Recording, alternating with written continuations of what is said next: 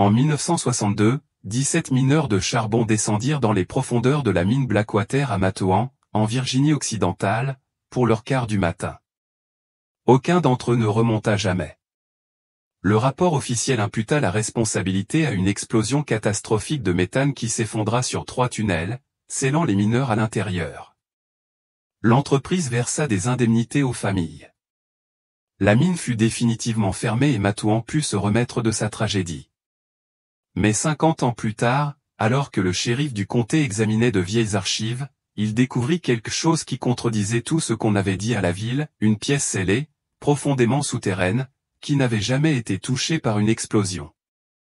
Ce qu'il découvrit à l'intérieur allait le forcer à rouvrir une affaire que des personnalités influentes avaient passé 50 ans à tenter d'enterrer, et prouver que parfois, les secrets les plus meurtriers sont ceux qui sont les plus proches de soi.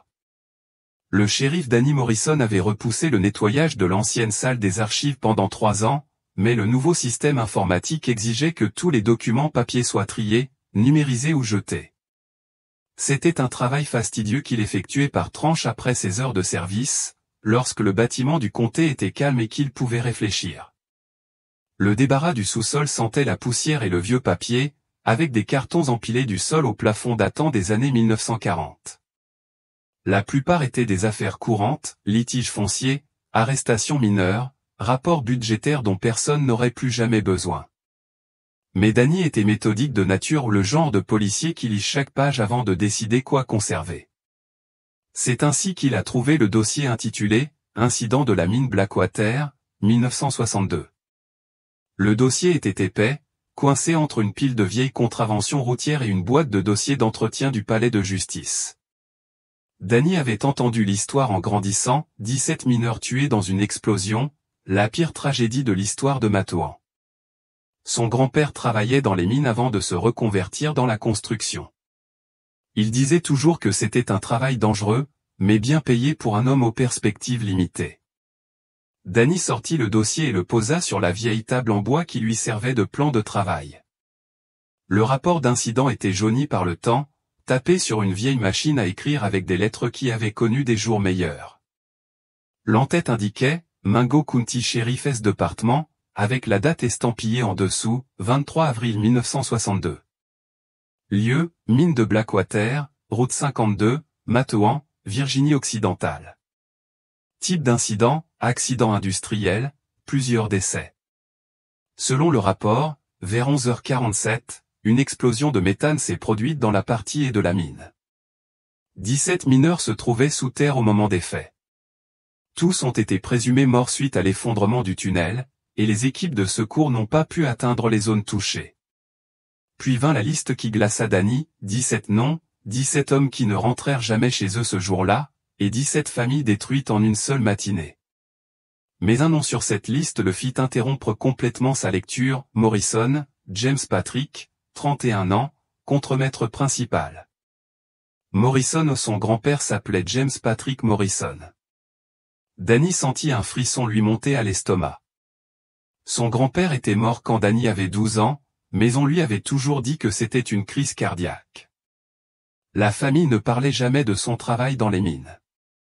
Le père de Danny avait toujours dit que son grand-père travaillait dans le bâtiment, construisait des maisons et se tenait à l'écart des dangereux travaux souterrains. Le nom de son grand-père figurait sur la liste, comme contremaître principal de l'équipe tuée dans l'explosion de la mine Blackwater. Danny feuilleta le reste du dossier à la recherche de détails. Il y avait des photos ou des images en noir et blanc de l'entrée de la mine, du matériel de sauvetage, des responsables en costume parlant aux journalistes. Mais ce qui retint son attention, ce fut une note manuscrite accrochée au dos du rapport d'incident. Enquête incomplète. Il est recommandé de poursuivre l'enquête sur les protocoles de sécurité de l'entreprise et la chronologie des événements. Plusieurs divergences ont été constatées dans les déclarations des témoins. Adjoint R. Collins. En dessous, d'une autre écriture, affaire classée par ordre du shérif Hawkins. Aucune enquête complémentaire n'est requise. Danny fixa le mot. Quelqu'un avait voulu enquêter plus avant, mais on lui avait dit d'arrêter. Pourquoi un shérif clôturerait-il une enquête sur 17 décès? Il continua sa lecture. Le document suivant était un accord de règlement entre la Kimberland Coal Company et les familles des victimes. Chaque famille recevait $5 000, une somme importante en 1962, mais insuffisante pour compenser la perte d'un mari et d'un père. Le plus étrange était la rapidité avec laquelle tout avait été réglé. L'explosion s'est produite le 23 avril. Le 15 mai, moins de 3 semaines plus tard, toutes les familles avaient signé des accords de règlement et la mine avait été définitivement fermée. Danny avait enquêté sur suffisamment d'accidents industriels pour savoir qu'ils prenaient généralement des mois, voire des années, à résoudre, surtout ceux impliquant plusieurs décès. Les entreprises contestaient les indemnisations. Les compagnies d'assurance exigeaient des enquêtes approfondies. Les familles ont engagé des avocats et intenté des poursuites. Mais l'affaire de la mine Blackwater avait été réglée en moins d'un mois. Au bas du dossier se trouvait une enveloppe en papier craft portant la mention « Preuve, propriété de la Kimberland Coal Company ». À l'intérieur se trouvait ce qui ressemblait à des rapports d'études géologiques, des pages couvertes de schémas techniques et d'analyses de composition minérale que Danny ne comprenait pas. Mais une phrase revenait sans cesse, gisement de minerai d'uranium à haute teneur. Valeur estimée, $2,3 millions la tonne. Danny se rassit dans son fauteuil, les pièces du puzzle s'emboîtant dans son esprit. En 1962, l'uranium était d'une valeur inestimable. La guerre froide battait son plein, les armes nucléaires étaient fabriquées à un rythme effréné et les gisements d'uranium étaient des ressources stratégiques. Si la mine de Blackwater avait contenu de l'uranium valant des millions la tonne, cela changeait tout. Il ne s'agissait pas seulement d'un accident industriel. Il s'agissait potentiellement d'une dissimulation visant à dissimuler de précieux gisements minéraux. La radio de Danny crépita, le faisant sursauter. « Shérif Morrison, vous me recevez ?» Il appuya sur le bouton du micro. « Allez-y, envoie. Ils veulent organiser une réunion au sujet d'anciens dossiers de sécurité minière dont ils ont besoin pour un audit fédéral. » Danny baissa les yeux sur le dossier étalé sur la table, le nom de son grand-père sur la liste des victimes et les relevés d'uranium qui n'avaient jamais été rendus publics. « Dis-leur que je les rappelle, » dit-il. « Je dois d'abord me renseigner. » En raccrochant la radio, Danny prit une décision. Il allait se rendre sur le site de l'ancienne mine Blackwater et voir ce qui restait de l'endroit où son grand-père était censé être mort 50 ans auparavant. Car quelque chose clochait dans ce dossier.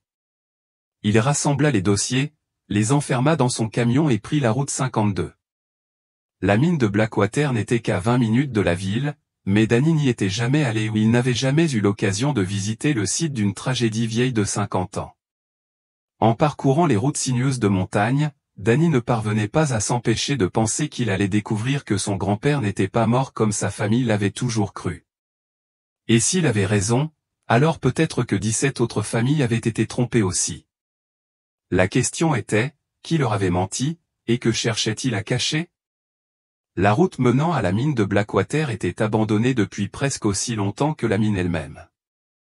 La voiture de patrouille de Danny rebondissait sur les nids de poules et l'asphalte fissuré que la nature reprenait peu à peu, les mauvaises herbes poussant dans les interstices comme des mains vertes essayant d'effacer le passé.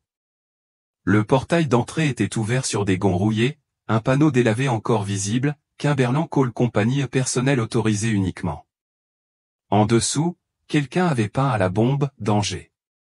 Défense d'entrée, en lettres rouges qui avaient coulé sur le métal comme du sang séché. Danny se gara près du portail et sortit dans le silence de la montagne. L'air sentait les pins et la vieille poussière de charbon, avec une humidité sous-jacente qui semblait suinter de la terre elle-même. 50 ans de climat avaient adouci les cicatrices industrielles, mais les vestiges de l'exploitation étaient encore visibles. Des fondations en béton marquaient l'emplacement des anciens bâtiments, des rails rouillés transportaient autrefois des wagons de charbon, et au loin se profilait l'entrée sombre du puits de mine, scellée par un mur de béton et d'acier. Il remonta le chemin de gravier, ses bottes crissant sur les pierres mêlées de fragments de charbon qui jonchaient encore le sol. Plus il s'enfonçait dans le site, plus tout semblait anormal. Danny avait vu d'autres mines abandonnées pendant son mandat de shérif, des sites fermés à cause de la baisse des prix du charbon ou des réglementations environnementales. Ces sites ressemblaient à ce qu'ils étaient, des exploitations industrielles ayant tout simplement cessé de fonctionner. Des équipements abandonnés sur place. Des bâtiments dépouillés de leurs matériaux précieux. Un délabrement progressif s'installant au fil des années, voire des décennies. Mais la mine de Blackwater avait changé. On aurait dit qu'elle avait été abandonnée à la hâte. Près de ce qui avait autrefois été le bâtiment principal, Danny trouva des papiers éparpillés, à moitié enfouis sous des décennies de feuilles mortes. La plupart étaient trop abîmés pour être lus, mais il put en distinguer des fragments, feuilles de présence, rapports de sécurité, dossiers du personnel, le genre de documents que les entreprises conservaient ou détruisaient généralement lors de la fermeture de leur site. Plus inquiétant encore fut ce qu'il découvrit près de l'entrée scellée de la mine, des blocs de béton et des armatures en acier qui semblaient bien plus volumineux que nécessaire pour une simple fermeture. Il ne s'agissait pas seulement de sceller un puits de mine dangereux.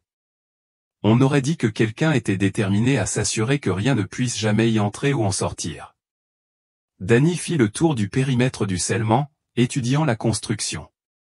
Le béton était coulé en épaisseur, avec des poutres d'acier soudées en travers de l'ouverture selon un motif quadrillé.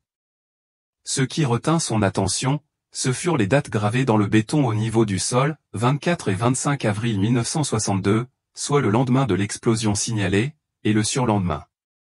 Danny fronça les sourcils. D'après le dossier qu'il avait consulté, les opérations de secours s'étaient poursuivies pendant plusieurs jours après l'explosion, les équipes tentant d'atteindre les mineurs bloqués.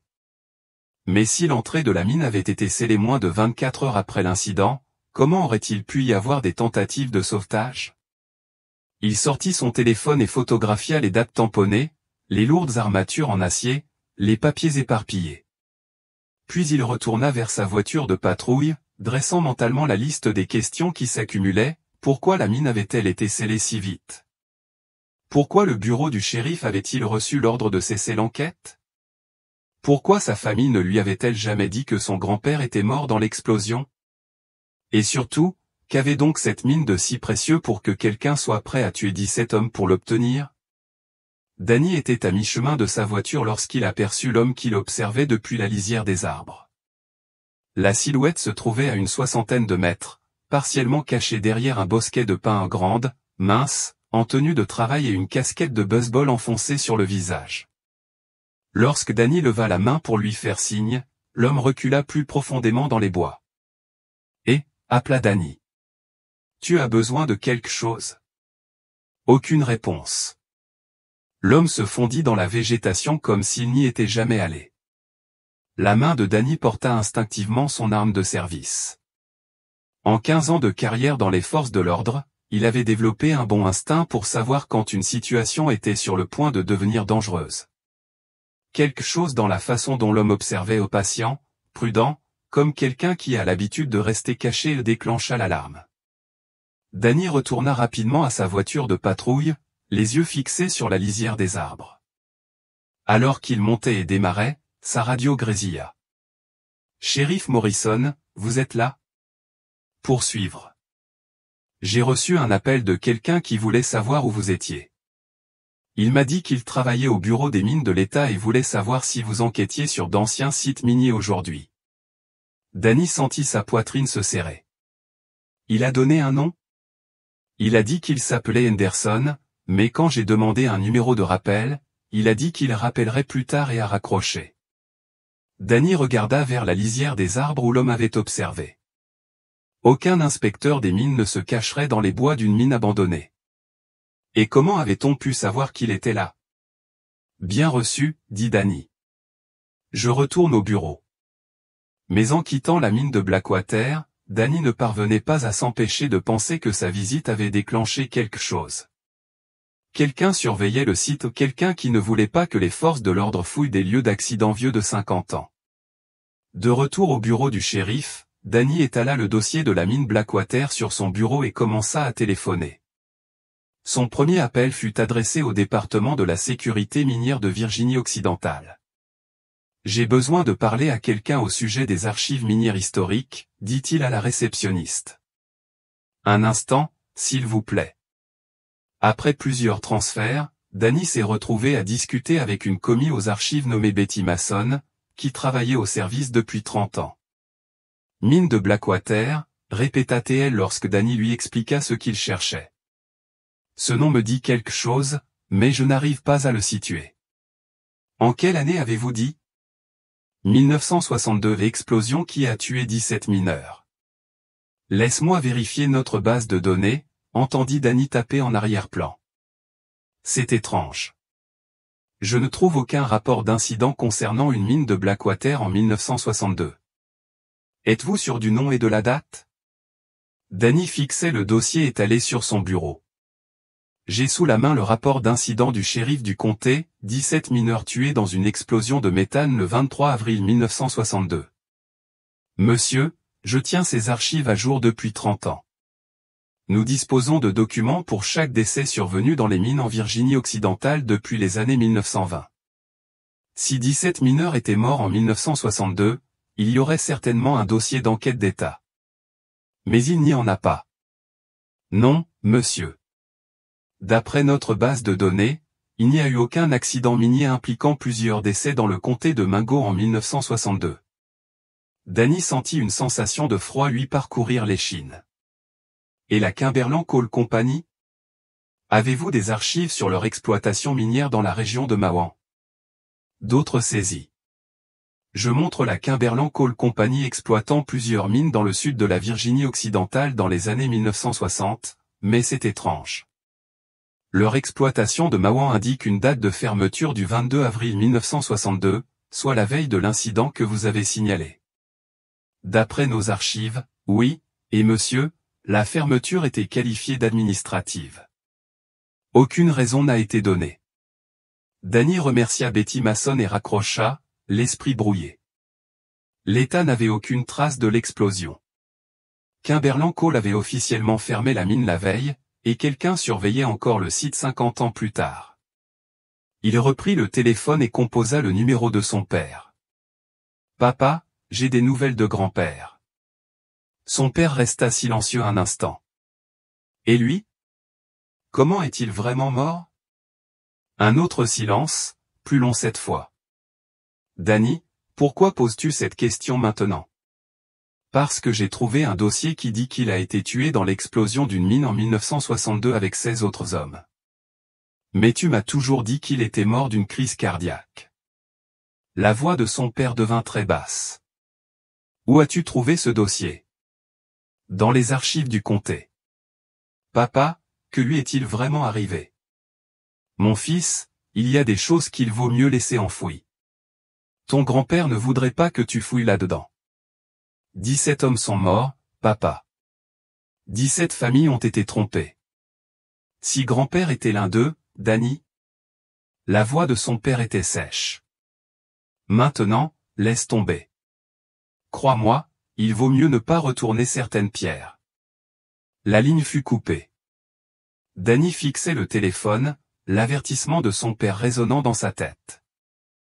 Mais en voyant le nom de son grand-père sur la liste des victimes, les relevés d'uranium dans l'enveloppe des preuves, les photos qu'il avait prises de l'entrée de la mine scellée à la hâte, il savait qu'il ne pouvait pas laisser passer ça. 17 hommes étaient morts. Leurs familles avaient été soudoyées et sommées de se taire. Et 50 ans plus tard, quelqu'un veillait toujours à ce que la vérité reste cachée. Danny Morrison passa le reste de l'après-midi à tenter de retrouver les familles des 16 autres mineurs mentionnés dans le rapport d'incident.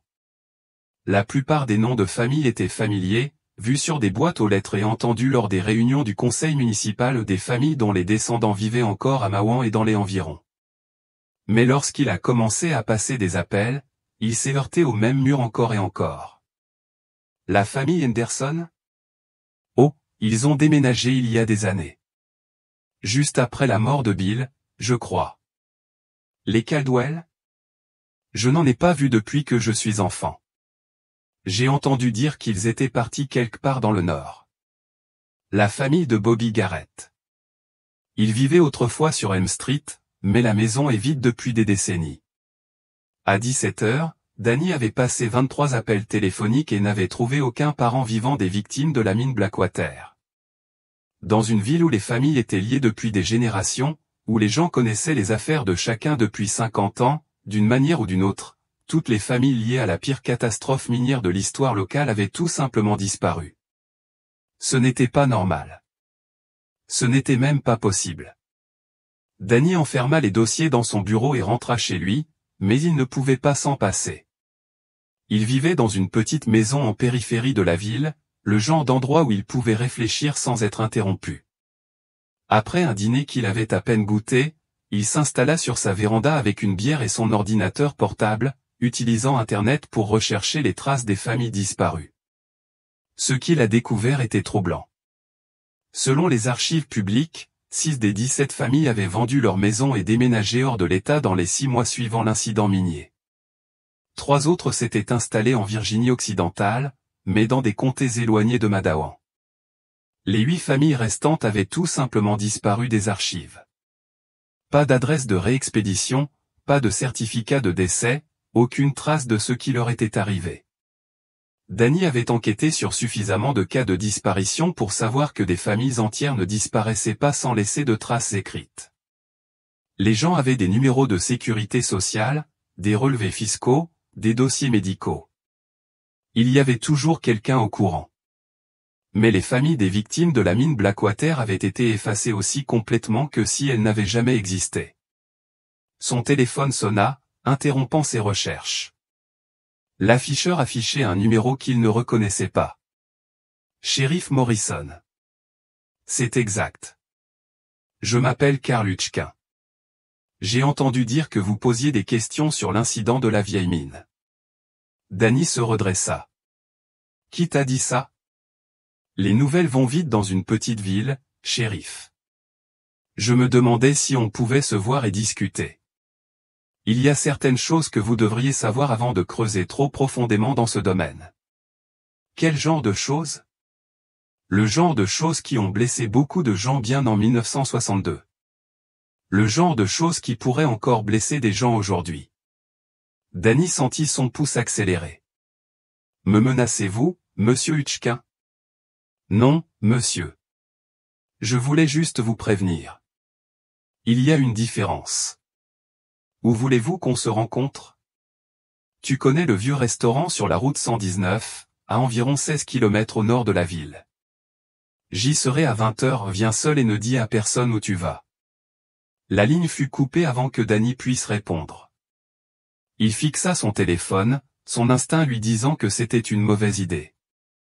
Rencontrer des inconnus dans des endroits isolés était exactement le genre de situation qui pouvait coûter la vie aux forces de l'ordre. Mais Karl Hutchkin avait des informations sur l'incident de la mine, et Danny avait plus besoin de réponses que de sécurité. Il rengaina son arme de service, attrapa les clés de son camion et s'enfonça dans l'obscurité de la montagne. Le restaurant de la route 119 était fermé depuis des années, mais les lumières du parking fonctionnaient encore, projetant des flaques jaunes sur l'asphalte fissuré. Danny arriva 15 minutes en avance et inspecta minutieusement les lieux, à la recherche de signes d'embuscade ou de véhicules de renfort. L'endroit semblait désert, à l'exception d'un pick-up garé près de l'entrée du restaurant. À 8 heures précises, un homme émergea de l'ombre près du bâtiment. Il devait avoir une 60aine d'années, les cheveux blancs et le visage buriné par des décennies de travail en extérieur. Il se déplaçait avec précaution, comme quelqu'un dont les articulations avaient connu des jours meilleurs, mais son regard était vif et alerte. Shérif Morrison. Monsieur Hutchkin. Ils se serrèrent la main et Danny remarqua que la poigne de l'homme était toujours forte malgré son âge. Merci d'être venu, dit Hutchkin. Je n'étais pas sûr que vous le feriez. Vous avez dit que vous aviez des informations sur l'incident de la mine. Hutchkin désigna d'un signe de tête une table de pique-nique près du parking. Asseyons-nous. Ça va prendre un moment. Ils s'installèrent l'un en face de l'autre et Hutchkin sortit un thermos de la poche de sa veste. Café? Je vais bien. Parlez-moi de 1962. Hutchkin se versa une tasse et but une longue gorgée avant de parler. J'avais 22 ans à l'époque, j'ai travaillé à la mine pendant environ 3 ans, généralement de jour, mais le 23 avril, j'ai pris un congé maladie. Danny sentit son pouce accélérer. Tu étais censé travailler le jour de l'explosion. Tu aurais dû être là-bas avec les autres. James Morrison était mon chef de quart. Un brave homme. Un patron honnête. Si je n'avais pas eu d'intoxication alimentaire ce matin-là, je serais mort aussi. Alors, vous croyez que l'explosion a vraiment eu lieu? Hutchkin rit amèrement. Shérif, il n'y a pas eu d'explosion. Les mots flottaient dans l'air nocturne comme une chose physique. Danny se pencha en avant. Que veux-tu dire? Ces 17 hommes ne sont pas morts dans une explosion de méthane. Ils ont été assassinés, abattus dans les tunnels comme des chiens, puis enterrés sous du béton et de l'acier pour que personne ne puisse retrouver leur corps. La bouche de Danny s'assécha. Comment sais-tu ça? Parce que j'ai vu ce qui s'est passé. Hutchkin posa sa tasse de café et regarda Danny dans les yeux. J'ai peut-être été malade, mais je n'ai pas pu dormir ce matin-là. Je me sentais coupable d'avoir laissé mon équipe en sous-effectif, alors vers midi, je suis allé à la mine voir s'ils avaient besoin de moi pour le quart de l'après-midi. Il marqua une pause, les mains tremblantes, tandis qu'il reprenait le thermos. En arrivant, j'ai entendu des coups de feu provenant du sous-sol. Pas un ou deux, mais beaucoup. Comme si une guerre faisait rage dans ces tunnels. Qu'est-ce que tu as fait? Je me suis caché derrière un hangar à matériel et j'ai attendu. Une vingtaine de minutes plus tard, des hommes ont commencé à sortir de la mine. Pas des mineurs, mais des hommes en costume et armés de fusils. Derrière eux, d'autres hommes en tenue de travail, mais pas des employés de Kimberley Coal. Je n'en avais jamais vu auparavant. Danny sortit son carnet. Combien d'hommes? 8 ou 10, peut-être plus. Ils ont passé les 2 heures suivantes à transporter du matériel, des dossiers, des cartons, et à charger le tout dans des camions qui ne portaient aucun nom d'entreprise. Avez-vous reconnu quelqu'un? Hutchkin hocha la tête d'un air sombre. Harold Vance, le superviseur de Kimberley Coal, et le shérif Hawkins, tous deux armés, tous deux donnant des ordres comme s'ils dirigeaient la situation. Danny sentait la glace couler dans ses veines. Le shérif était impliqué jusqu'au cou. Je l'ai vu superviser personnellement les bétonnières lorsqu'elles sont venues sceller l'entrée de la mine. Il devait y avoir 6 ou 7 chargements de béton, bien plus que nécessaire pour fermer un puits. Pourquoi n'as-tu pas signalé ce que tu as vu? Hutchkin rit, mais sans humour. À qui? Au bureau du shérif. Harold Vance possédait la moitié de la commission du comté. Et shérif, il faut comprendre que nous étions en 1962. La guerre froide battait son plein. Le gouvernement menait toutes sortes de projets secrets. Et ceux qui posaient trop de questions avaient tendance à disparaître. Danny observa le visage du vieil homme sous les lumières du parking. Mais tu me le dis maintenant? Parce que j'ai 73 ans et que je porte ce secret depuis 50 ans. Parce que ces 17 hommes avaient des familles qui méritaient de connaître la vérité. Et parce que... Hutchkin hésita, parce qu'ils courent toujours, shérif. Ceux qui ont commandité ces meurtres. Peut-être pas les mêmes individus, mais les mêmes organisations, les mêmes intérêts.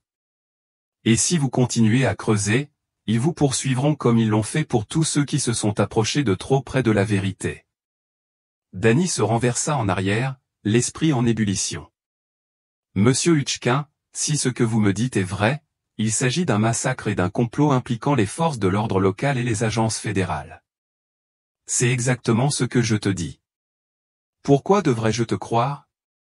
Hutchkin fouilla dans sa veste et en sortit un petit objet métallique qu'il posa sur la table de pique-nique entre eux. C'était une douille en laiton, ternie par le temps, mais encore clairement marquée du calibre et des informations du fabricant. J'ai récupéré ça devant l'entrée de la mine ce jour-là, a déclaré Hutchkin. Je me suis dit qu'un jour, quelqu'un aurait peut-être besoin de preuves que ces hommes avaient été abattus, et non tués dans une explosion. Danny ramassa la douille et la retourna.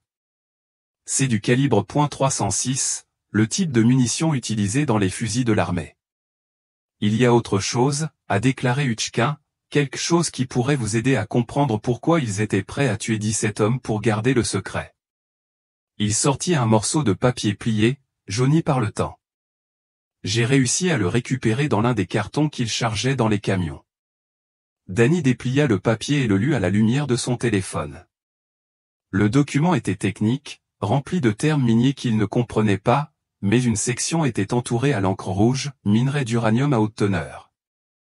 Concentration, 2,7% en poids. Réserve estimée, 47 000 tonnes. Valeur marchande actuelle, 127 millions de dollars. Danny siffla doucement. 127 millions de dollars en 1962. Ça vaut peut-être 10 fois plus aujourd'hui, dit Hutchkin. Et shérif, ce n'était que l'uranium. Il y avait aussi d'autres minéraux là-dessous, des terres rares, encore plus précieuses pour la recherche sur les armes. Danny plia soigneusement le papier et le glissa dans la poche de sa veste avec la douille. Monsieur Hutchkin, si vous avez ces preuves depuis 50 ans, pourquoi n'avez-vous jamais? Parce qu'il tuait tous ceux qui essayaient. La voix d'Hutchkin était neutre. 3 mois après l'incident de la mine, l'adjoint Collins, celui qui voulait enquêter plus avant, est mort dans un accident de voiture sur une ligne droite qu'il avait empruntée 1000 fois. 6 mois plus tard, un journaliste de Charleston, qui posait des questions sur la mine, est décédé d'une crise cardiaque à l'âge de 31 ans. 1 an plus tard, la secrétaire d'Harold Vance a complètement disparu après qu'on l'a vu photocopier des dossiers de l'entreprise. Danny ressentit un frisson qui n'avait rien à voir avec l'alpiniste. Depuis 50 ans, il tue des gens pour étouffer l'affaire. Tous ceux qui s'approchent trop près de la vérité. Shérif, je vous dis ça parce que ces 17 hommes méritent justice. Mais je vous le dis aussi parce que si vous ne faites pas attention, vous serez le numéro 18. Comme interpellé par les paroles de Hutchkin, des phares apparurent sur la route 119, se dirigeant lentement vers le restaurant. Les 2 hommes regardèrent une berline sombre entrer sur le parking et s'immobiliser à une 50aine de mètres, moteur tournant, mais conducteur resté à l'intérieur. Il est temps que je parte, dit Hutchkin en se levant vivement. Shérif, faites très attention à qui vous faites confiance. Cette conspiration a des racines inattendues. Attends, dit Danny. Comment te contacter si j'ai besoin de plus d'informations? Mais Hutchkin marchait déjà vers son camion. Pas question. Après ce soir, Karl Hutchkin va disparaître, comme ses 17 familles. C'est le seul moyen de rester en vie. Il monta dans son camion et partit, laissant Danny seul sur le parking avec une berline sombre et une douille qui prouvait que 17 hommes avaient été assassinés pour un gisement d'uranium valant plus d'1 milliard de dollars en monnaie actuelle. La portière côté conducteur s'ouvrit et un homme en costume en sortit. Danny porta la main à son arme de service tandis que l'homme traversait lentement le parking vers lui. « Shérif Morrison », cria l'homme, « je crois qu'il faut qu'on parle. » Il était plus jeune que Danny ne l'avait imaginé, ou peut-être 45 ans, et avait l'allure impeccable qui trahissait un agent fédéral. Il marchait d'un pas assuré, celui d'un homme habitué à maîtriser la situation, les mains visibles mais prêt à intervenir rapidement si nécessaire. « Agent James Crawford, FBI, dit-il en sortant un porte-badge. « Ça vous dérange si on discute ?» Danny garda la main près de son arme. Cela dépend du type de conversation que vous avez en tête. Le genre où j'explique pourquoi fouiller dans des accidents miniers vieux de 50 ans n'est peut-être pas dans votre intérêt, ni dans celui de votre communauté. Est-ce une menace, agent Crawford? Crawford sourit, mais son regard n'atteignit pas ses yeux. Ce sont des conseils pratiques de quelqu'un qui en sait plus que vous sur la situation de Blackwater. Danny observa le visage de l'homme sous les lumières du parking. Comment savais-tu que j'étais là? Nous surveillons les communications relatives à la mine Blackwater depuis ce matin. Vos appels téléphoniques au bureau des mines de l'État ont déclenché des alertes automatiques dans notre système. Quel système serait-ce? Crawford désigna la table de pique-nique où Danny était assise avec Hutchkin. Ça vous dérange si on s'assoit? Ça pourrait prendre quelques minutes. Contre toute attente, Danny hocha la tête. Ils s'assirent l'un en face de l'autre et Crawford sortit une chemise en papier craft de sa veste. Shérif Morrison, ce que je vais vous révéler est une information confidentielle que je partage avec vous par courtoisie professionnelle. L'incident de la mine Blackwater en 1962 faisait partie d'une opération fédérale liée aux intérêts de sécurité nationale pendant la guerre froide. Quel genre d'opération? Crawford ouvrit le dossier et montra à Danny un document dont la majeure partie du texte était censurée en noir. Extraction d'uranium pour le développement d'armes. Les mineurs morts n'étaient pas victimes d'un accident industriel. Ils étaient les victimes d'une opération nécessaire pour sécuriser du matériel stratégique pour la défense des États-Unis. Danny sentit la colère monter en lui. Vous êtes en train de me dire que le gouvernement fédéral a assassiné 17 mineurs. Je vous dis que pendant la guerre froide, des décisions difficiles ont dû être prises pour protéger la sécurité nationale. Les gisements d'uranium de Blackwater étaient essentiels à notre programme d'armes nucléaires. Lorsque les mineurs ont découvert la véritable nature de ce qu'ils extrayaient, ils sont devenus un risque pour la sécurité. Alors vous les avez tués.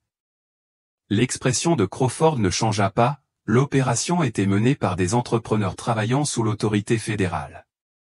Les mineurs se sont vus proposer des indemnités de relocalisation dans d'autres régions du pays, avec de nouvelles identités et une compensation financière. La plupart ont accepté, d'autres non. Danny sortit son carnet. Karl Hutchkin a dit avoir vu des hommes armés de fusils sortir de la mine. Il a dit avoir entendu des coups de feu.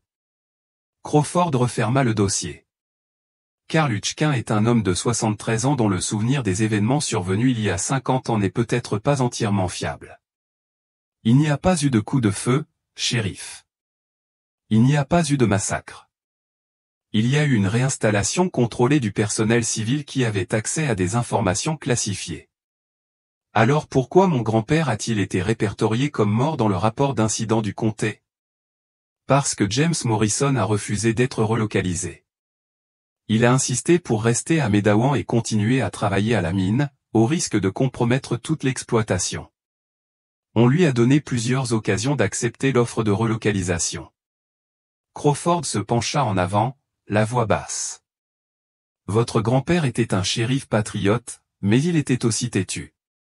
Lorsqu'il a menacé de divulguer publiquement des informations sur l'extraction d'uranium, des décisions difficiles ont dû être prises. Danny avait l'impression d'avoir reçu un coup de poing dans le ventre. Tu as tué mon grand-père parce qu'il refusait de se taire au sujet d'une exploitation minière gouvernementale. Votre grand-père est mort au service de son pays, tout comme les soldats qui meurent lors de missions secrètes à l'étranger. La différence, c'est que nous ne pouvions pas lui décerner une médaille ni lui organiser des funérailles militaires sans compromettre la sécurité nationale. Danny se leva brusquement. Vous avez assassiné 17 mineurs et vous avez étouffé l'affaire. Crawford resta assis, la voix calme. Shérif, je comprends que cette information soit difficile à assimiler, mais vous devez avoir une vision plus globale. L'uranium extrait de la mine de Blackwater a servi à fabriquer des armes nucléaires qui ont contribué à mettre fin à la guerre froide et à protéger des vies américaines pendant des décennies. En tuant des citoyens américains, en faisant des choix difficiles en des temps difficiles, Crawford s'est levé et a fermé son dossier. Les mêmes choix difficiles que ceux qui sont encore faits aujourd'hui pour protéger la sécurité nationale. Danny ressentit un frisson qui n'avait rien à voir avec l'air des montagnes. C'est pour ça que tu es là. Pour t'assurer que je fasse le bon choix. Je suis ici pour vous offrir la même chance que votre grand-père. Quittez cette enquête et votre famille sera en sécurité. Votre carrière se poursuivra sans interruption. La vie reprend son cours normal. Crawford sourit de nouveau, et cette fois, il y avait quelque chose de prédateur dans son expression. Shérif, vous enquêtez sur la mort de 17 hommes, supposément décédés il y a 50 ans. Si quelque chose vous arrivait au cours de cette enquête, un accident sur un site minier abandonné, peut-être un effondrement de structure dans un vieux tunnel, ce serait un risque professionnel tragique mais compréhensible. La main de Dee se porta à son arme de service. Ça ressemble vraiment à une menace. C'est un retour à la réalité, a déclaré Crawford. Les commanditaires de l'opération Blackwater sont toujours en vie, occupent toujours des postes de pouvoir et prennent toujours des décisions en matière de sécurité nationale. Ils ont passé 50 ans à protéger ce secret, et ils ne laisseront pas un shérif d'une petite ville le révéler maintenant. Crawford retourna vers sa berline, puis se retourna. Vous avez 24 heures pour décider, shérif. Après cela, l'offre expire. Quelle offre? L'offre de partir et de vivre une longue vie tranquille. Crawford monta dans sa voiture et baissa la vitre. Oh, et le shérif Karl Hutchkin ne sera plus disponible pour discuter. Il a décidé de prendre des vacances prolongées hors de l'État, définitivement. La berline démarra, laissant Danny seul sur le parking, une douille dans la poche et la terrible sensation d'être désormais la cible d'un complot qui tuait des gens depuis 5 décennies.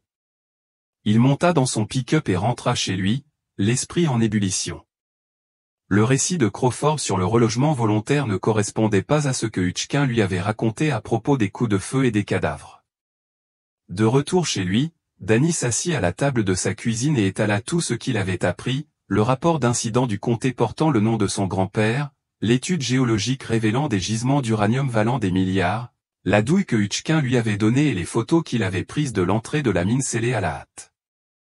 Les preuves indiquaient un meurtre de masse et une dissimulation fédérale, mais l'avertissement de Crawford indiquait clairement que la recherche de la vérité risquait de coûter la vie à Danny, comme cela avait été le cas pour d'autres au cours des 50 dernières années. Le téléphone de Danny sonna, le surprenant. L'afficheur affichait le numéro de son père. « Danny, ça va? »« Je vais bien, papa. »« Pourquoi? »« Parce que je viens de recevoir la visite de 2 hommes en costume qui m'ont dit que vous enquêtiez sur des activités criminelles dangereuses liées à l'ancienne mine.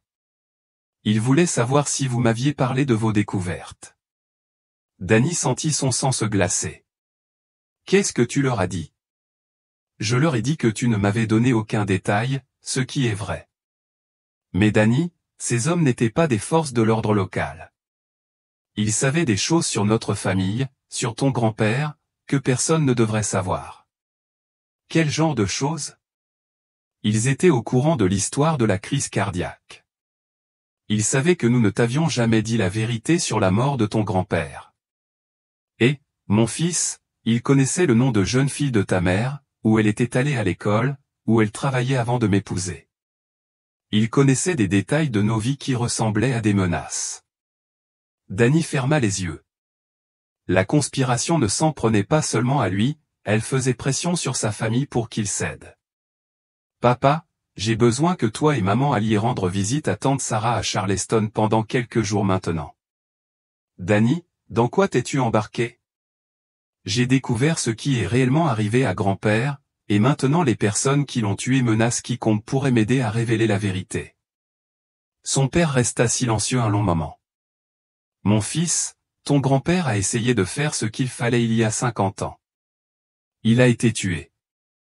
Ne fais pas la même erreur. Il est peut-être temps que quelqu'un termine ce que grand-père a commencé. Papa, pense à ta famille. Pense aux gens de cette ville qui comptent sur toi. Est-ce que déterrer des secrets vieux de 50 ans vaut la peine de risquer tout ça? Danny regarda les preuves étalées sur la table de sa cuisine, le nom de son grand-père sur la liste des victimes, la douille prouvant que 17 hommes avaient été assassinés pour des gisements d'uranium. Oui, papa. Je crois que oui. Après avoir raccroché, Danny prit 2 décisions. Premièrement, il allait trouver un moyen d'entrer dans la mine scellée de Blackwater et de documenter ce qui s'y trouvait réellement. Deuxièmement, il allait découvrir si l'un des 17 mineurs avait réellement survécu à l'incident de 1962 et avait été contraint de se cacher, comme le prétendait Karl Hutchkin. Car l'agent Crawford avait commis une erreur lors de leur conversation, il avait mentionné que certains mineurs avaient accepté des indemnités de relocalisation et s'étaient installés dans d'autres régions du pays sous de nouvelles identités. Si c'était vrai, certaines des victimes de Blackwater étaient peut-être encore en vie. Et si Danny parvenait à les retrouver, il obtiendrait peut-être le témoignage nécessaire pour révéler 50 ans de meurtre et de dissimulation. Mais d'abord, il devait s'assurer que ses parents quittent la ville avant que les agents fédéraux ne les considèrent comme des fardeaux à éliminer. Danny prit ses clés et retourna dans l'obscurité de la montagne. Il avait moins de 24 heures pour décider s'il devait fuir ou se battre et il avait déjà fait son choix. La première étape de Danny fut la maison de ses parents, un petit ranch en briques à la périphérie de la ville où il avait grandi. La lumière du porche était allumée et, par la fenêtre, il pouvait voir son père assis dans son fauteuil, les yeux fixés sur la télévision sans vraiment la regarder. Sa mère lui ouvrit en peignoir, le visage crispé par l'inquiétude. Danny, que se passe-t-il? Ton père ne veut rien me dire sur ces hommes qui sont passés. Maman, j'ai besoin que toi et papa prépariez votre sac et que vous partiez en voiture jusqu'à Charleston ce soir. Restez chez tante Sarah quelques jours. Pourquoi? Que se passe-t-il? Le père de Danny apparut derrière elle, l'air sombre. Parce que notre fils a décidé de s'en prendre à un nid de frelons qui se taisait depuis 50 ans. James Morrison était mon grand-père, a déclaré Danny. J'ai le droit de savoir comment il est vraiment mort. Son père sortit sur le porche et ferma la porte derrière lui. Laisse-moi te dire quelque chose sur ton grand-père que je n'ai jamais voulu que tu saches. C'était un homme bon, mais têtu comme une mule. Quand il avait une idée en tête du bien et du mal, rien ne pouvait le faire changer d'avis. Cela semble être quelque chose dont on peut être fier.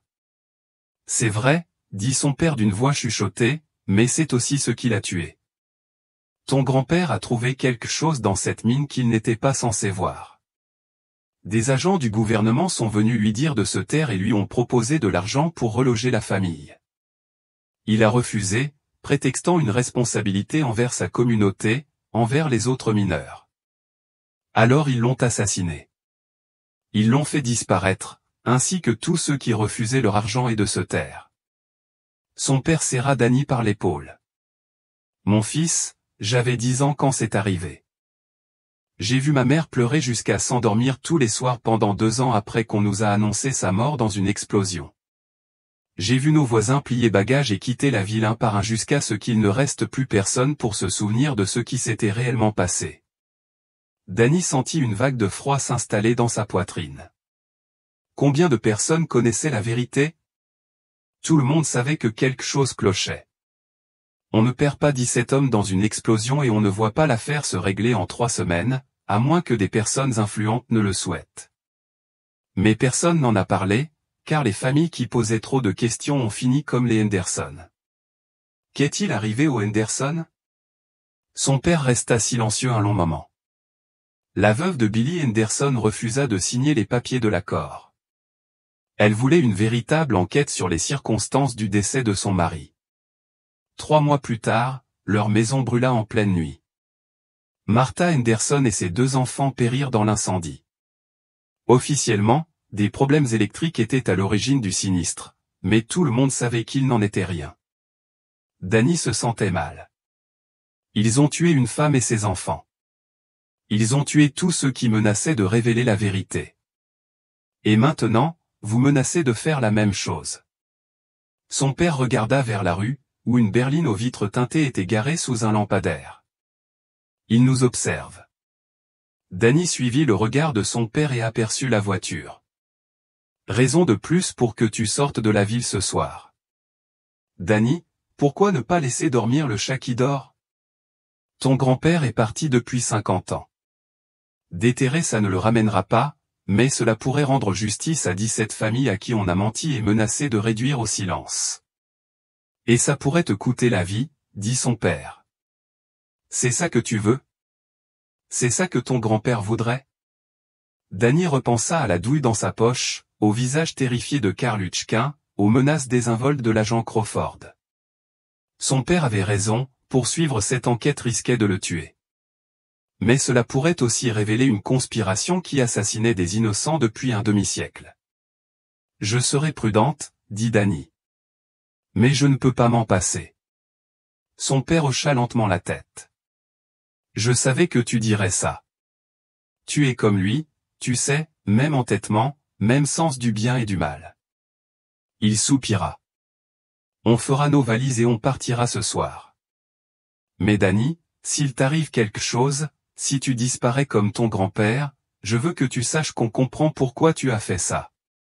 Danny serra ses parents dans ses bras, sachant que c'était peut-être la dernière fois qu'il les voyait. En retournant à son pick-up, il remarqua le moteur de la berline démarrer. Ils allaient le suivre, ce qui signifiait que ses parents seraient en sécurité une fois qu'il aurait éloigné la surveillance de leur maison. Danny se dirigea vers le centre-ville, empruntant un chemin détourné qui laisserait à ses parents le temps de faire leurs bagages et de partir. La berline resta derrière lui, gardant une distance professionnelle, mais ne cherchant pas à dissimuler sa présence. Il voulait qu'il sache qu'il était surveillé. Au bureau du shérif, Danny se gara sous les lampadaires et entra, sachant que l'équipe de surveillance devrait décider s'il fallait le suivre dans un bâtiment des forces de l'ordre ou attendre dehors. Ils choisirent d'attendre. Danny alla à son bureau et ouvrit le tiroir verrouillé où il avait rangé les dossiers de la mine Blackwater.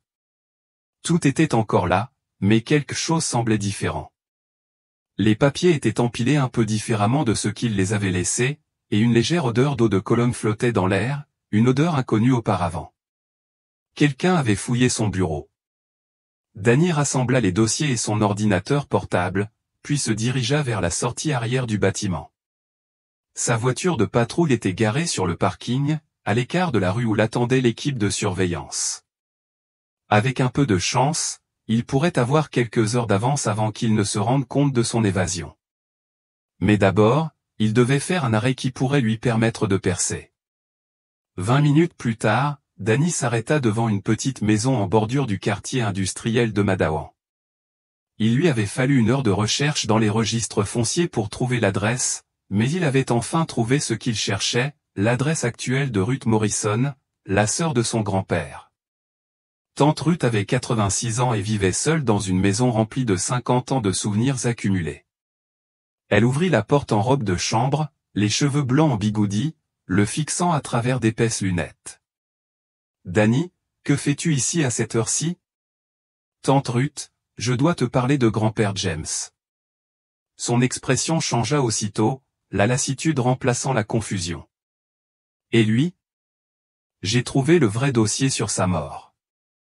Je sais pour la mine, pour l'uranium, pour ce qui est réellement arrivé à ces 17 hommes. » Ruth Morrison regarda Danny vers la rue, vérifiant s'il y avait une vidéosurveillance, puis le tira à l'intérieur et verrouilla la porte derrière lui.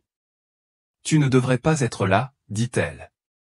Ils doivent te surveiller. » « Qui regarde ? » ?»« Les mêmes personnes qui surveillent notre famille depuis 50 ans. Les mêmes qui ont veillé à ce que personne ne parle jamais de ce qui s'est réellement passé à Blackwater. » Ruth le conduisit à la cuisine et prépara une cafetière, les mains légèrement tremblantes. « Danny, il y a des choses sur ton grand-père que ton père ignore. Des choses que j'ai promis de ne jamais dire à personne. » « Quel genre de choses ? » Ruth s'assit en face de lui à la table de la cuisine. « Ton grand-père ne s'est pas contenté de refuser leur argent et de garder le silence. Il documentait tout ce qui se passait dans cette mine. » Danny se pencha en avant. « Qu'est-il arrivé à la preuve ? » Il l'a caché dans un endroit sûr, quelque part où il pensait que personne ne le trouverait jamais. Les yeux de Ruth se remplirent de larmes. « La veille de sa mort, il est venu ici et m'a donné une clé. Il m'a dit que s'il lui arrivait quelque chose, je devrais la donner à quelqu'un qui pourrait l'utiliser pour obtenir justice pour les autres familles. » Elle se leva et se dirigea vers une vieille horloge de parquet dans un coin de la cuisine. Derrière le pendule, fixé au panneau arrière, se trouvait une petite clé en laiton. « Je garde ce secret depuis 50 ans, dit Ruth en tendant la clé à Danny, en attendant que quelqu'un dans la famille ait le courage de terminer ce que James avait commencé. » Danny retourna la clé dans ses mains. Elle était vieille et ternie, avec des chiffres gravés dans le métal, 247. « Qu'est-ce que ça ouvre ? » Ruth sourit pour la première fois depuis son arrivée. « Ton grand-père a loué un coffre-fort à la First National Bank du comté de Logan sous un faux nom. Tout ce qu'il a documenté sur Blackwater se trouve dans ce coffre. » Danny sentit son pouce accélérer. Quel nom a-t-il utilisé ? Patrick Morrison, son deuxième prénom et notre nom de jeune fille. Ruth lui serra la main. Danny, si ce qu'il y a dans cette boîte est aussi dangereux que ton grand-père le croyait, ceux qui l'ont tué n'hésiteront pas à te tuer aussi. Je sais. Mais tante Ruth, si je ne fais rien, ils continueront à tuer pour protéger leur secret. Combien d'autres Karlutchkins vont-ils encore disparaître ? Combien d'autres familles vont-elles être réduites au silence par la menace ? Ruth hocha lentement la tête. Ton grand-père serait fier de toi, et terrifié pour toi. Elle s'approcha de la fenêtre et regarda à travers les rideaux. Il y a une voiture de l'autre côté de la rue qui n'était pas là à ton arrivée. Danny la rejoignit à la fenêtre. Une autre berline était garée sous un lampadaire, moteur tournant. Ils m'ont trouvé, a-t-il dit. Ce qui veut dire qu'ils surveilleront la banque demain. Alors tu devras être plus intelligent qu'eux, dit Ruth. De la même manière que ton grand-père l'a été pendant 50 ans. Danny embrassa sa tante sur la joue et se dirigea vers la porte arrière. Si quelqu'un me pose la question, je n'ai jamais été là. Danny, lui cria Ruth, fais attention et souviens-toi que ton grand-père n'est pas mort pour rien si tu peux enfin obtenir justice pour ces 17 familles. Danny se glissa par la porte de derrière et traversa le jardin du voisin de Ruth, se dirigeant vers l'endroit où il avait garé sa voiture de patrouille, 3 pâtés de maison plus loin. L'équipe de surveillance surveillerait l'entrée de la maison de Ruth, attendant qu'il reparte par où il était entré. Alors qu'il roulait vers le comté de Logan et la First National Bank, Danny réalisa qu'il détenait désormais la clé des preuves susceptibles de révéler une conspiration gouvernementale de 50 ans, impliquant meurtre de masse et dissimulation d'entreprise.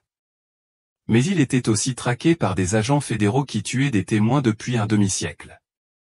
La course était lancée pour savoir qui parviendrait le premier à accéder au coffre-fort de James Morrison, Danny ou ceux qui avaient assassiné son grand-père pour l'empêcher de l'ouvrir.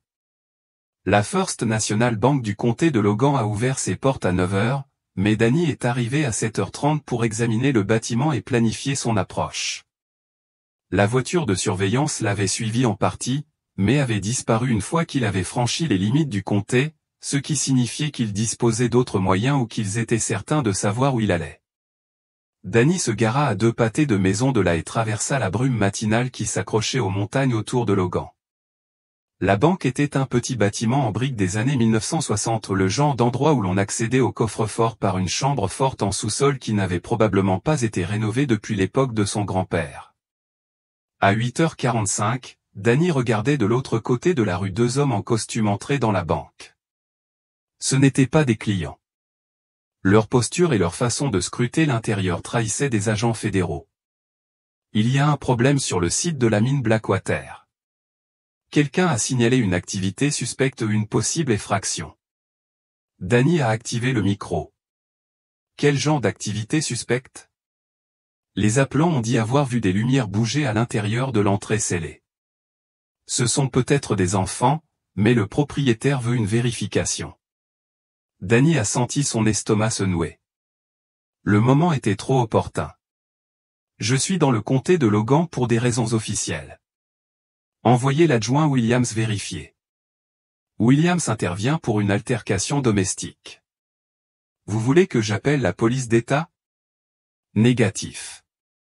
Je m'en occuperai à mon retour. Mais Danny savait que l'appel était bidon. Les hommes de Crawford essayaient de l'éloigner de la banque et de le ramener à la mine, où ils pourraient l'isoler et éliminer définitivement le problème, ce qui signifiait que ce qui se trouvait dans le coffre de son grand-père était suffisamment dangereux pour être tué. À 9 h précises, Danny entra dans la First National Bank. Les 2 agents fédéraux se tenaient près du comptoir du service client, montrant leur badge au directeur. Danny n'entendait pas leur conversation, mais il voyait le directeur hocher la tête nerveusement et pointer du doigt l'escalier du sous-sol. Danny s'approcha du guichet avec la clé que Ruth lui avait donnée. « J'ai besoin d'accéder à un coffre-fort, s'il vous plaît. » La jeune caissière regarda les agents fédéraux, l'air incertain. « Monsieur, je pense que vous devriez parler à monsieur Patterson, notre responsable. Il est actuellement aux prises avec un problème concernant les coffres-forts. » Quel genre de situation? Je n'en suis pas sûr.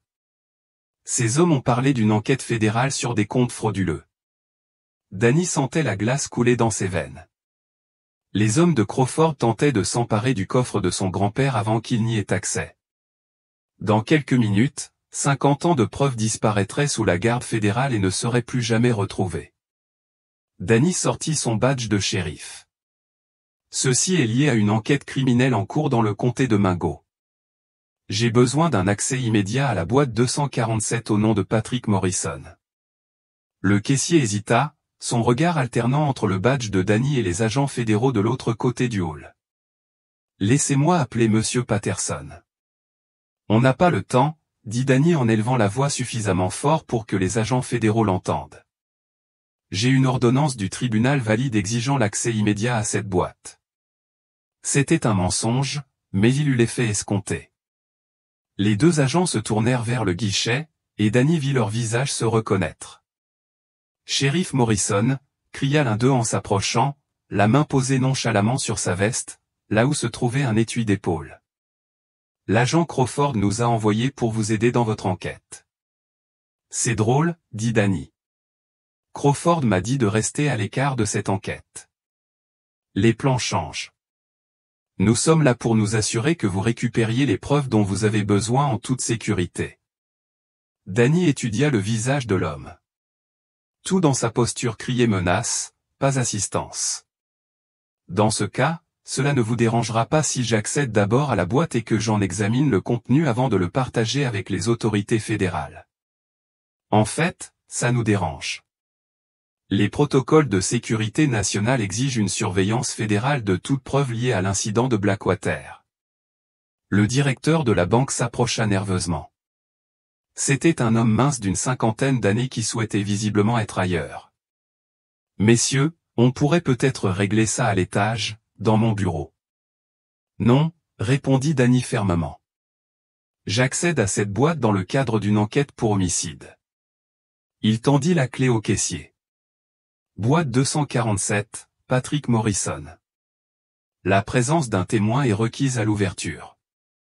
L'agent fédéral s'approcha. « Shérif, je ne pense pas que vous compreniez la situation. Cette boîte contient des documents classifiés obtenus illégalement par un entrepreneur civil il y a 50 ans. Nous sommes ici pour sécuriser ces documents à des fins de sécurité nationale. » Ce que je comprends, dit Danny assez fort pour que tout le monde dans la banque l'entende, c'est que vous essayez de supprimer des preuves dans une affaire de meurtre de masse et vous le faites devant témoins. Le silence s'était installé dans le hall de la banque. D'autres clients observaient la scène, et Danny vit la caissière tendre la main vers ce qui était probablement un bouton d'alarme sous son comptoir. Le partenaire de l'agent fédéral se plaça à sa gauche, se positionnant pour bloquer toute issue. « Shérif Morrison, je pense que vous devriez venir avec nous. Nous devons discuter de cette situation en privé. » La main de Danny se dirigea vers son arme de service. « Je ne vais qu'en bas pour ouvrir ce coffre-fort. Et si vous essayez de m'en empêcher, je vous arrêterai pour entrave à une enquête criminelle. » De quelle autorité ? Sur la foi des 17 familles à qui l'on a menti sur les circonstances du décès de leurs proches. Sur la foi d'une dissimulation vieille de 50 ans qui continue de faire des victimes. Danny regarda le directeur de la banque droit dans les yeux. « Monsieur Patterson, allez-vous vous laisser intimider par des agents fédéraux et vous faire violer les droits de vos clients ?» Patterson regarda Danny et les agents fédéraux, visiblement terrifiés. « Je crois que je dois appeler notre service juridique. »« Pas le temps, » dit le premier agent fédéral. Il sortit son téléphone et passa un coup de fil rapide. « C'est fait. Sécurisez le bâtiment. » Danny entendit la porte d'entrée de la banque se verrouiller électroniquement. Par les fenêtres, il vit d'autres agents prendre position à l'extérieur. « Shérif Morrison, » dit l'agent, « vous êtes en détention fédérale pour interférence avec une opération de sécurité nationale. Vous serez libéré dès que nous aurons récupéré les documents classifiés. Vous n'avez aucune autorité légale pour me détenir. Nous avons toute l'autorité nécessaire. » C'est alors que Danny prit une décision qui allait lui sauver la vie ou la tuer. Il sortit son arme de service et la pointa sur l'agent fédéral. Tout le monde à terre. Ici le shérif Morrison, et j'arrête ces hommes pour complot en vue de commettre un meurtre. La banque a été prise d'une panique générale. Les clients ont crié et se sont écroulés. Le caissier a appuyé sur le bouton d'alarme et les agents fédéraux ont dégainé leurs armes. « Vous faites une grave erreur, shérif, » dit l'un des agents, son arme pointée sur la poitrine de Danny. « L'erreur a été commise il y a 50 ans, lorsque vous avez assassiné mon grand-père et 16 autres innocents, » répondit Danny. « Maintenant, nous allons découvrir ce qu'ils ont sacrifié pour protéger. » Danny recula vers l'escalier du sous-sol, son arme pointée sur les agents. Monsieur Patterson, vous venez avec moi. Nous allons ouvrir cette boîte, et vous serez témoin de tout ce que nous trouverons. Shérif, je ne peux pas. Vous pouvez, et vous le ferez, car dans environ 5 minutes, cette histoire fera la une des journaux, et vous voudrez être du bon côté de l'histoire. Danny atteignit l'escalier du sous-sol et commença à le descendre à reculons, suivi à contre-cœur par Patterson. Il entendait les agents fédéraux se coordonner à la radio, appelant probablement des renforts et un soutien tactique. Dans le coffre-fort du sous-sol, entouré de centaines de coffres-forts, Danny comprit enfin pourquoi son grand-père avait préféré mourir plutôt que de laisser ce secret enfoui. Car le coffre-fort 247 allait prouver que la conspiration de la mine Blackwater ne se résumait pas à l'extraction d'uranium et à la paranoïa de la guerre froide. Il s'agissait de quelque chose de bien plus vaste, de bien plus précieux et de bien plus dangereux que quiconque ne l'avait imaginé. Danny inséra la clé dans le boîtier 247 et la tourna. La serrure s'ouvrit avec un clic, et 50 ans de secrets allaient être révélés au grand jour pour la première fois depuis que James Morrison les avait scellés. Le coffre était plus grand que Danny ne l'avait imaginé et plus lourd. Patterson l'aida à le porter jusqu'à la table d'examen au centre du coffre, les mains tremblantes des deux hommes lorsqu'ils le déposèrent. Depuis l'étage, Danny entendait les agents fédéraux coordonner leur intervention, leur voix résonnant dans la cage d'escalier. Ils étaient probablement en train de boucler le bâtiment et d'appeler des renforts tactiques, mais Danny avait peut-être 10 minutes avant qu'ils ne décident de prendre d'assaut le coffre-fort du sous-sol. « Monsieur Patterson, dit Danny, j'ai besoin que vous documentiez tout ce que nous trouvons dans cette boîte. Prenez des photos avec votre téléphone, prenez des notes, faites tout ce que vous pouvez. S'il m'arrive quelque chose, ces preuves doivent parvenir aux médias. » Patterson hocha la tête nerveusement et sortit son téléphone. Danny souleva le couvercle du coffre et sentit son souffle lui couper la gorge. Le coffre était rempli de documents, de photographies et de ce qui semblait être des échantillons géologiques emballés dans des sacs en tissu. Mais par-dessus tout, il y avait une lettre adressée à celui qui l'avait trouvée, écrite de la main de son grand-père. Danny déplia soigneusement la lettre et la lut à haute voix. « Si vous lisez ceci, cela signifie que je suis mort et que les personnes responsables des meurtres de la mine Blackwater continuent de dissimuler leurs crimes. Je m'appelle James Patrick Morrison et j'étais le contremaître principal de la mine Blackwater lorsque 17 braves hommes ont été tués le 23 avril 1962. Ce que je vais vous dire va vous sembler impossible, mais chaque mot est documenté dans cette boîte.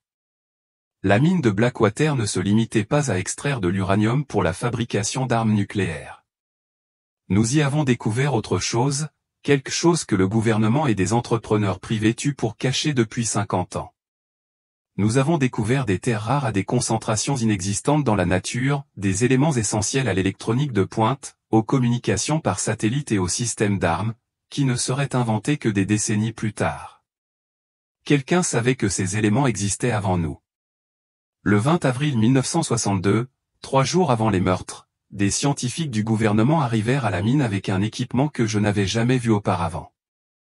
Ils prélevèrent des carottes dans les tunnels les plus profonds et confirmèrent ce qu'ils soupçonnaient déjà, la mine Blackwater contenait suffisamment de terres rares pour approvisionner l'ensemble de l'armée américaine pendant des décennies.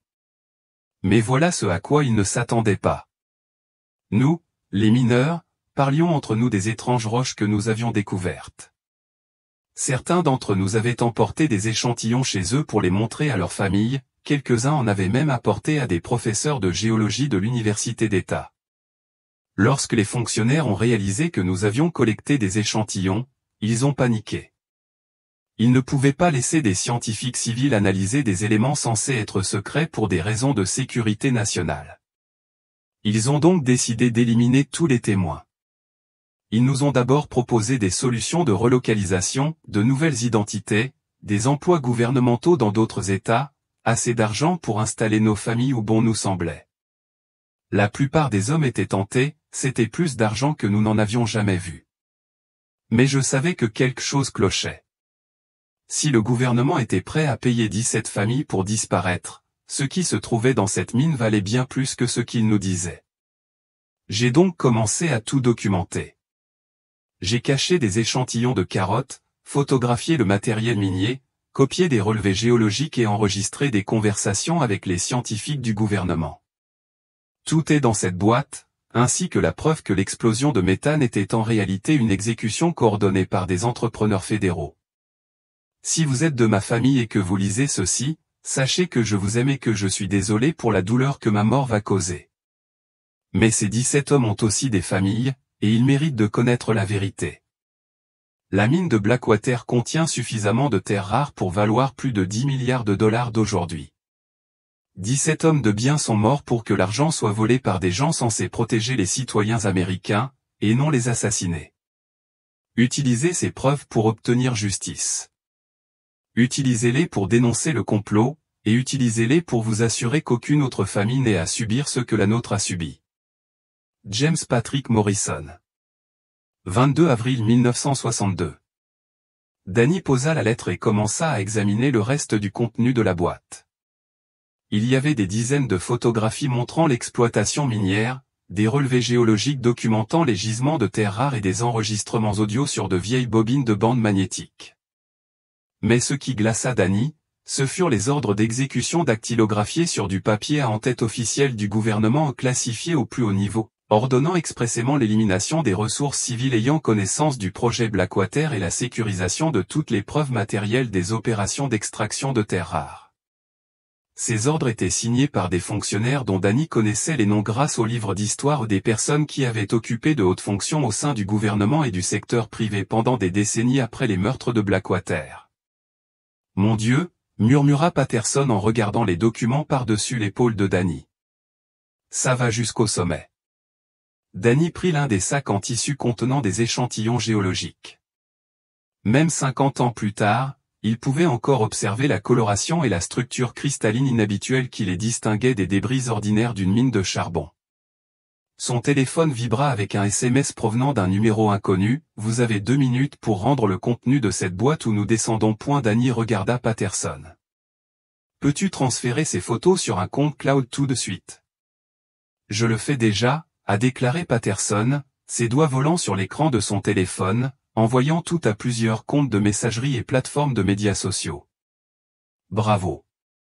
Danny rassembla les documents les plus accablants, les ordres d'exécution, la lettre de son grand-père et les études géologiques démontrant la véritable valeur des gisements de terres rares. Il les fourra dans sa veste au moment même où des pas lourds descendaient l'escalier du sous-sol. « Shérif Morrison », résonna la voix de l'agent Crawford dans le coffre. « Ceci est votre dernier avertissement. Remettez les documents confidentiels et montez tranquillement. »« Va au diable, Crawford », rétorqua Danny. « Ces preuves seront rendues publiques, que tu me tues ou non. » En fait, ce n'est pas le cas. Crawford apparut au bas de l'escalier avec 4 agents tactiques, tous armés d'armes automatiques. Monsieur Patterson vient de découvrir que son téléphone n'a pas de réseau ici ou une caractéristique bien pratique pour un coffre-fort. Et ces photos ? Elles ont été téléchargées sur des serveurs qui nous contrôlent. Patterson regarda son téléphone avec horreur. Le téléchargement avait échoué. Rien n'avait fonctionné. Crawford sourit. « Shérif Morrison, vous allez remettre tous les documents, toutes les photos et tous les échantillons contenus dans cette boîte. Vous oublierez alors que cette enquête a eu lieu. Et si vous refusez, vous rejoindrez votre grand-père dans une tombe anonyme, et le procès-verbal officiel indiquera que le shérif Danny Morrison est mort dans un tragique accident minier alors qu'il enquêtait sur des signalements d'intrusion dans la mine abandonnée de Blackwater. » 4 agents fédéraux lourdement armés, aucun renfort, aucun moyen de communiquer avec le monde extérieur, et des preuves susceptibles de révéler une conspiration vieille de 50 ans et valant des milliards de dollars. Mais son grand-père avait été confronté au même choix 50 ans plus tôt, et James Morrison avait choisi de cacher les preuves plutôt que de les laisser disparaître. Danny s'apprêtait à faire le même choix. « Crawford, dit-il, avant de me tuer, réponds à une question. Combien de personnes as-tu assassinées pour protéger ce secret? Est-ce important? La sécurité nationale exige des décisions difficiles. C'est important pour les familles. C'est important pour les victimes. Et ce sera important pour les médias lorsque cette histoire éclatera. » Crawford rit. « Quels médias? Vous êtes seul ici, shérif. Pas de témoins, pas de renforts, pas de preuves qui survivront aux 5 prochaines minutes. C'est alors que Danny entendit quelque chose qui changea tout, des sirènes. Plusieurs véhicules se rapprochaient. La confiance de Crawford vacilla. « Qu'est-ce que tu as fait ?» Danny sourit. « J'ai appelé la police d'État avant d'arriver, je leur ai dit que j'enquêtais sur des agents fédéraux qui s'ingéraient dans une enquête pour homicide, je leur ai donné l'adresse et je leur ai dit que s'ils n'avaient pas de mes nouvelles dans les 30 minutes, ils devraient supposer que j'étais en détention fédérale. » C'était un mensonge, mais Crawford l'ignorait. Les sirènes devenaient de plus en plus fortes et Danny pouvait voir le doute s'insinuer sur le visage des agents fédéraux. « Vous bluffez » a déclaré Crawford. « Peut-être. Mais es-tu prêt à parier 10 milliards de dollars en terres rares là-dessus » C'est alors que la fusillade a commencé à l'étage. Les coups de feu furent brefs mais intenses, armes automatiques, armes de poing et ce qui ressemblait à des coups de fusil de chasse résonnaient au rez-de-chaussée de la banque. Puis, soudain, un silence terrifiant. Crawford appuya sur l'écouteur de sa radio, le visage sombre. Au rapport. Parasite. Puis une voix, immeuble sécurisé. Force de l'ordre local neutralisée. Aucune présence médiatique. Danny sentit son estomac se nouer. Les sirènes n'étaient pas celles de la police d'État venue à son secours, mais plutôt celles des agents fédéraux venus en renfort pour contenir la situation. Déçu, shérif, demanda Crawford. Pensiez-vous vraiment que nous opérerions pendant 50 ans sans apprendre à gérer les interférences des forces de l'ordre local? L'esprit de Danny s'emballa. Si les hommes de Crawford avaient neutralisé les forces de l'ordre local, cela signifiait que d'autres policiers étaient morts ou blessés à cause de son enquête. Le poids de cette responsabilité le frappa comme un coup dur. « Combien » demanda doucement Danny. « Combien de quoi ? Combien de policiers avez-vous tués » Crawford haussa les épaules. « Est-ce important ? Ils ont été victimes d'une opération de sécurité nationale, tout comme vous êtes sur le point de l'être. » Danny regarda Patterson, pâle et reculant vers le mur du fond du coffre. Le directeur de la banque comprenait clairement qu'il allait devenir une nouvelle victime d'une conspiration qui faisait des victimes depuis un demi-siècle. « Monsieur Patterson, » dit Danny, « je suis désolé que vous soyez impliqué dans cette histoire. »« Moi aussi, » dit Crawford. « Mais les témoins sont des responsabilités, et nous ne laissons pas de responsabilités derrière nous. » C'est alors que Danny remarqua quelque chose que Crawford n'avait pas vu, le téléphone de Patterson continuait d'enregistrer. Le téléchargement avait peut-être échoué, mais l'enregistrement local fonctionnait toujours, capturant tout ce que Crawford venait de dire à propos du meurtre de policiers. Danny avait besoin de gagner du temps et d'obtenir plus de preuves sur cet enregistrement. Crawford, avant de nous tuer, répond à ma curiosité. Depuis combien de temps cette opération dure-t-elle ? Depuis 1962 seulement. Crawford consulta sa montre avec impatience. Shérif, on n'a pas le temps de plaisanter quand vous êtes mort. Les terres rares à Blackwater, quand le gouvernement a-t-il découvert leur présence ? Crawford sourit, visiblement ravi d'expliquer le succès de son organisation. Nous connaissions l'existence de gisements minéraux inhabituels dans les Appalaches depuis les années 1940. Ce que nous ignorions, c'était leur valeur réelle pour l'électronique et les systèmes d'armement. Donc vous assassinez des mineurs depuis 80 ans. Nous protégeons des ressources stratégiques depuis 80 ans. L'incident de Blackwater n'était qu'une opération parmi d'autres dans un programme bien plus vaste. Danny se sentait mal. Combien d'autres mines ? Des dizaines de mines réparties dans plusieurs États. Chaque fois que des mineurs civils découvraient des ressources classées confidentielles pour des raisons de sécurité nationale, nous mettions en place des protocoles de confinement. Des protocoles de confinement ? C'est ça qu'on appelle un meurtre de masse. L'expression de Crawford se durcit. J'appelle cela protéger les intérêts américains contre des adversaires qui utiliseraient ces ressources contre nous. Danny parcourut la chambre forte du regard, son regard se posant sur les sacs en tissu contenant les échantillons géologiques de son grand-père. Si Crawford disait vrai à propos de dizaines d'autres opérations, Alors la conspiration Blackwater n'était que la partie émergée de l'iceberg. Les familles qui ont disparu, a demandé Danny, celles qui ont accepté les colis de relocalisation, que leur est-il vraiment arrivé? Certains ont accepté de nouvelles identités et des emplois gouvernementaux comme promis. Ils vivent confortablement sous la protection fédérale. Et ceux qui n'ont pas accepté? Le silence de Crawford suffisait. La radio de Danny grésilla de manière inattendue. Shérif Morrison, ici l'adjoint Williams. Je suis sur le site minier de Blackwater et j'enquête sur des signalements d'activités suspectes. J'ai trouvé quelque chose que vous devez voir immédiatement. Crawford attrapa la radio de Danny, mais Danny fut plus rapide. Il appuya sur le micro avant que Crawford ne puisse l'arrêter. Williams, quoi que tu aies trouvé, documente-le et rapporte-le immédiatement à la police d'État. Des agents fédéraux tentent de dissimuler un massacre survenu en 1962. Shérif, de quoi parlez-vous? Je vois du matériel d'excavation neuf ici, quelqu'un a creusé dans l'entrée scellée de la mine. Crawford devint blême. C'est impossible. Le site est sous surveillance. Mais Danny comprenait ce qui se passait. Williams, les fouilles sont-elles récentes? On dirait que ça s'est passé ces dernières heures. Shérif, il y a autre chose, j'ai trouvé un vieil homme caché dans les bois près de la mine. Il dit s'appeler Karl Hutchkin et il a besoin de vous parler immédiatement. L'équipe tactique de Crawford échangea un regard. Leur surveillance n'avait pas été aussi complète qu'ils le pensaient. Williams, dit rapidement Danny avant que Crawford ne puisse l'arrêter, Hutchkin est témoin des meurtres de 1962.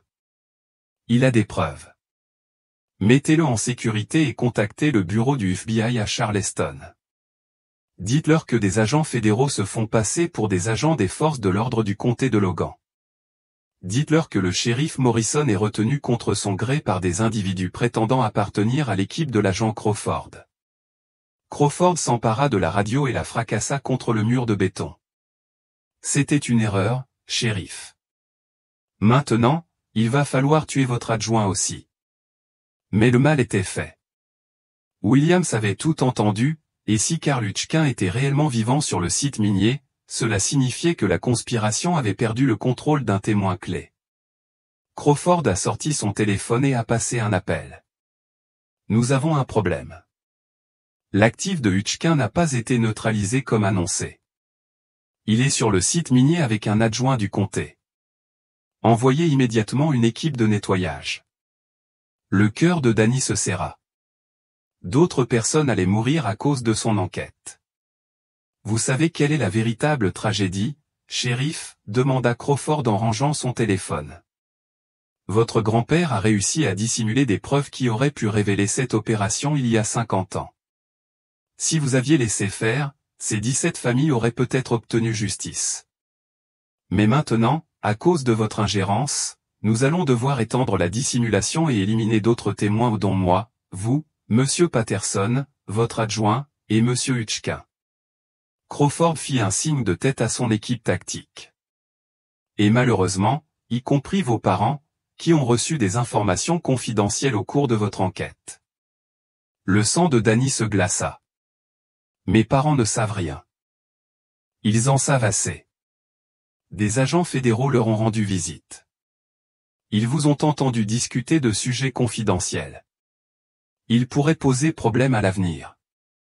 C'est alors que Danny prit une décision qui allait soit sauver des vies innocentes, soit entraîner la mort de tous. Il s'empara d'un sac d'échantillons géologiques dans le coffre-fort de son grand-père et le lança de toutes ses forces sur le luminaire le plus proche. Le coffre-fort fut plongé dans l'obscurité au moment même où Danny plongeait derrière une rangée de coffres-forts, entraînant Patterson avec lui. Des coups de feu éclatèrent dans l'espace confiné, les éclairs stroboscopiques des canons des armes à feu tandis que l'équipe tactique de Crawford tentait de localiser ses cibles dans l'obscurité. Mais Danny avait un avantage, il savait exactement où se trouvait le panneau électrique, car il l'avait remarqué dès leur entrée dans le coffre. Dans 15 secondes, il allait découvrir si 50 ans de complot et de meurtre pouvaient être démantelés par un shérif de petite ville, grâce aux preuves de son grand-père et à un peu de chance. La question était de savoir s'il vivrait assez longtemps pour transmettre ses preuves au monde extérieur. Danny rampa dans l'obscurité jusqu'à l'endroit où il se souvenait avoir vu le panneau électrique, entraînant Patterson derrière lui.